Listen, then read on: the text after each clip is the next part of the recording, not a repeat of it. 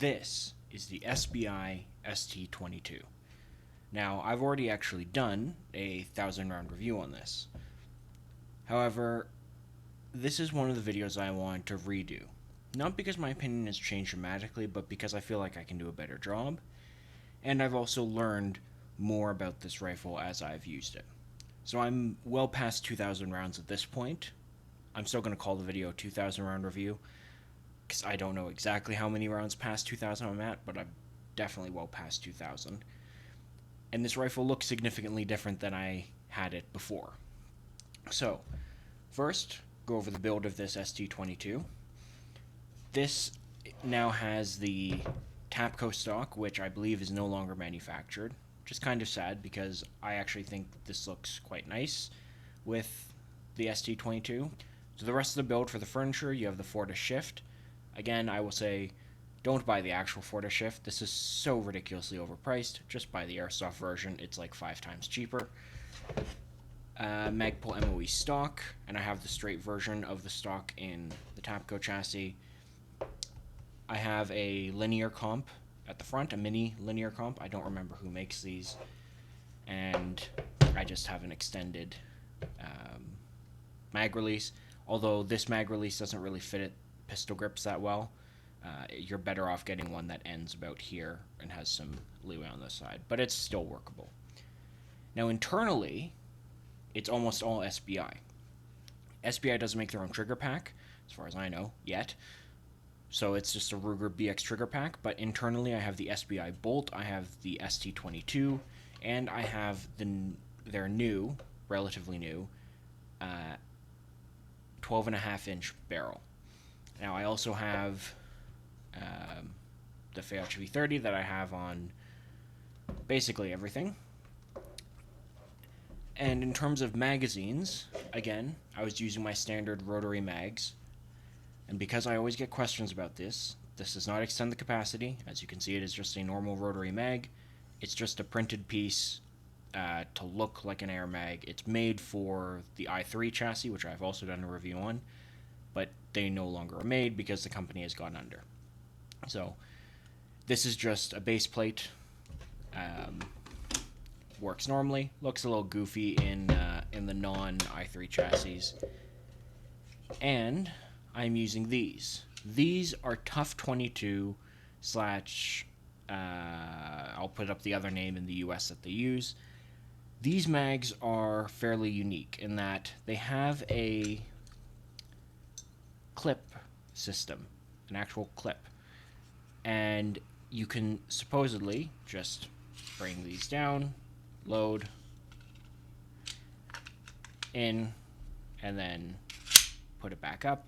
The problem is that I have found that these clips are quite finicky. You can get them to work, but you have to do it a very specific way. Otherwise, it's going to completely jam up.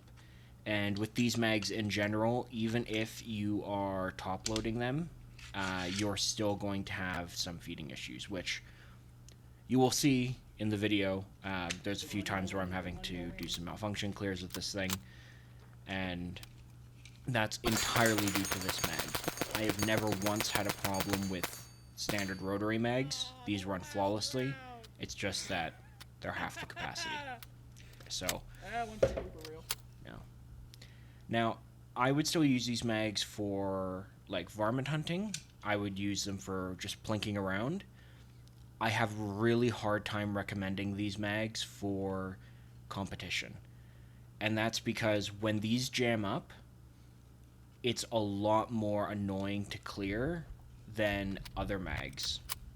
Because I think I have some footage of this. When you have the mag in the gun,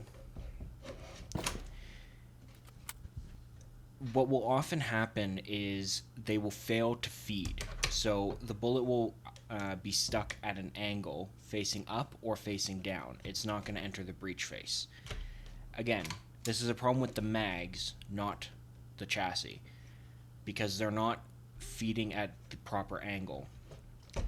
And then what ends up happening is you can't just rack the action. you have to remove the mag, which is normal for most things, but because it's jammed in that weird way, you have to remove the mag, clear it multiple times, and then if you're lucky and you put it back in, it won't happen again. But a lot of the times it will, because if one round is screwed, then the subsequent rounds are also probably screwed.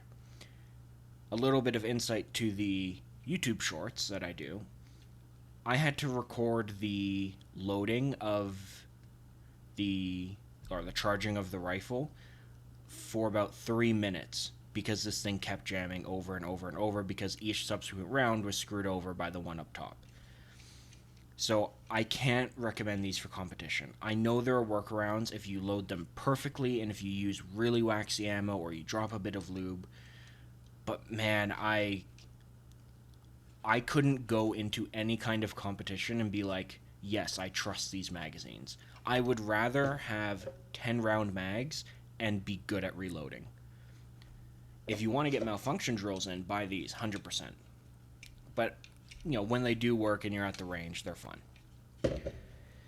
Enough of the magazines. What do I think of the rifle after 2,000 rounds? This is by far my favorite 10-22, and I wouldn't ever buy any other 10-22. It is super lightweight. As you see it here, I have it at 5 pounds. It's right at about 5 pounds. With a loaded mag, it'll be like 5.5 pounds.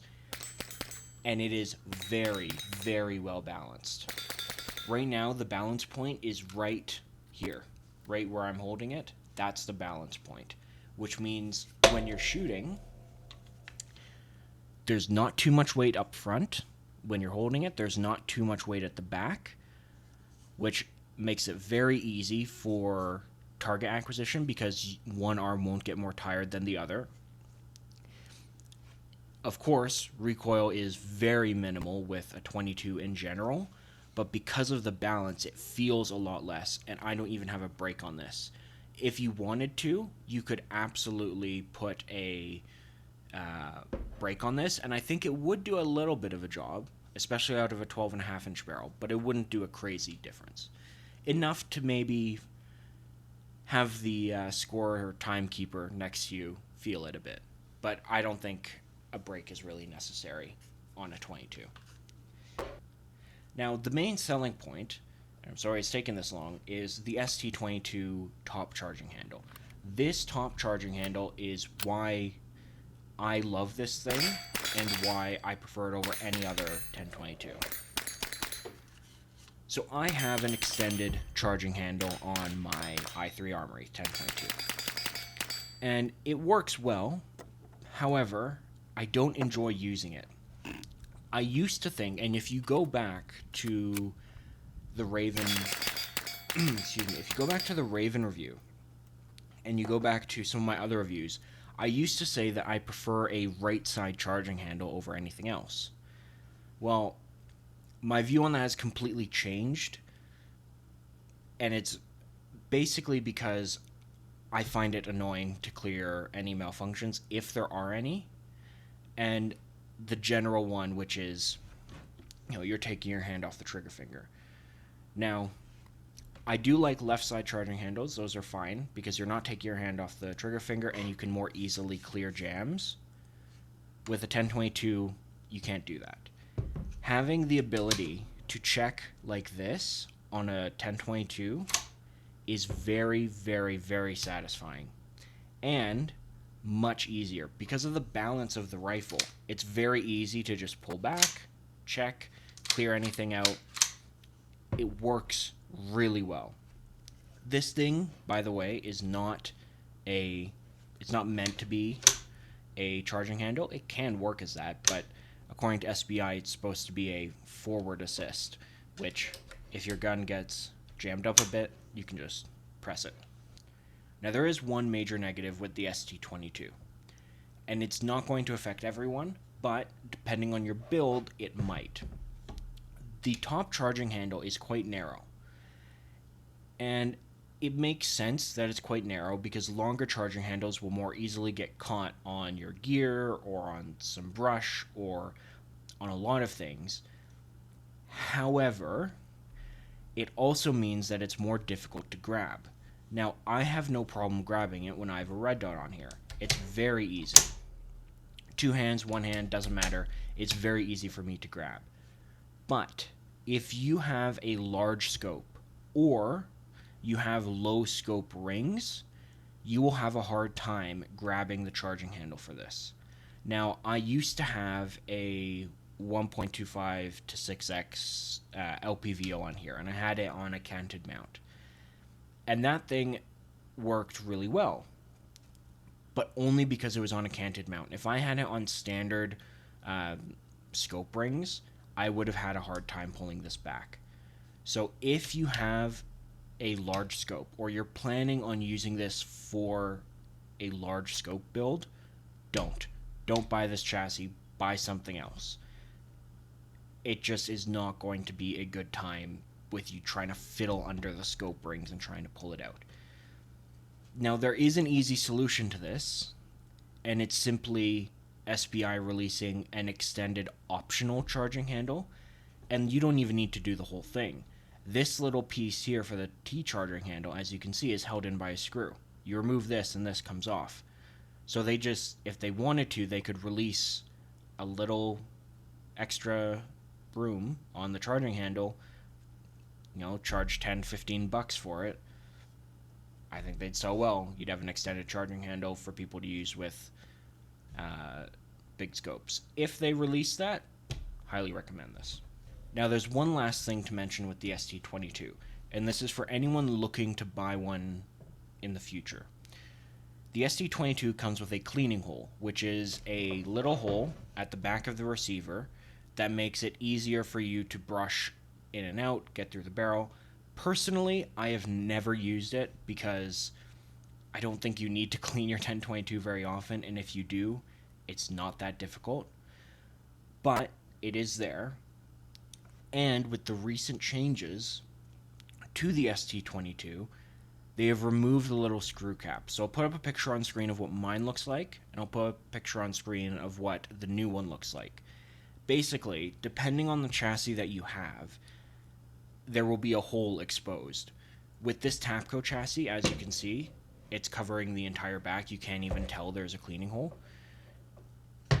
But on SBI's native chassis, you will see the hole poking through a little bit. Now, I don't expect that would have any problems with reliability, but it could. The chances of having any reliability problem if something gets into the receiver are very minimal. But it could happen, and if you're that risk averse to that, make sure you have a chassis that completely seals it off, or put some tape over it, or just don't buy it. I doubt that's going to be a killer for anybody that's really interested in this, but if it is, it's worth mentioning. So, that is it for the ST-22. It is my favorite 1022 receiver on the market, and it's not even close. You can get other receivers for this thing, and they are all unique in their own ways, but this is just so unique and actually useful because it makes the gun ambidextrous. And you don't even have to be left-handed to enjoy an ambi shooting experience. You can be right-handed and never take your finger off the trigger or your hand off the grip in order to use the charging handle. That is big for me. That's why I really love this thing.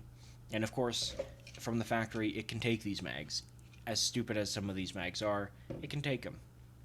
And this receiver will fit almost any chassis. The only chassis it will not fit are ones where there's a top handguard that comes right to the front of normal receivers. Because this is extended a bit, it won't fit any. The key one being the Midwest Industries chassis. That one won't work on this, but even still, I highly recommend this chassis or this receiver and pair it with whatever chassis you like. So, that is it for this video. Thank you very much for watching. I hope you have a good day.